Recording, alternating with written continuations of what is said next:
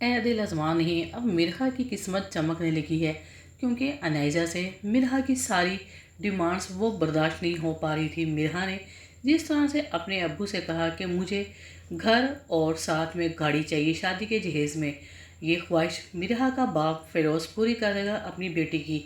लेकिन वहीं पर अब शीरी और अनाइज़ा दोनों माँ बेटी जल जाएंगी ये फरमाइश सुनकर। वहीं पर जब बारात होगी, बारात वाले दिन मिर्हा बहुत ज़्यादा एटीट्यूड टीस करके दिखाएगी अनाइज़ा को, और अनाइज़ा से ये सारी जेलसी बर्दाश्त नहीं होगी कि जिस लड़के को अनाइज़ा मनपसंद लड़के को पकड़ती है उसी लड़के से उसकी सौतेली बहन की शादी हो जाएगी। ये बात अनाइज़ा को बिल्कुल बर्दाश्त नहीं हो रही थी।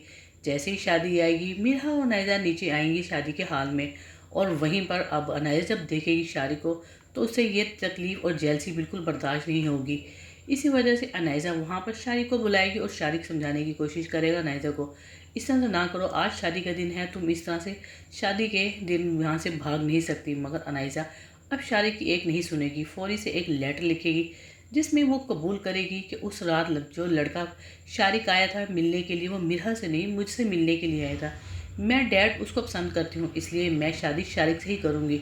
असफंद मुझे शुरू से ही पसंद नहीं। ये बात जब असफंद और असफंद की माँ सुनेगी तो उसे बिल्कुल गुवारा नहीं होगा, क्योंकि असफंद की माँ तो पहले ही जानती थी कि मिर्हा इस तरह की लड़की नहीं है।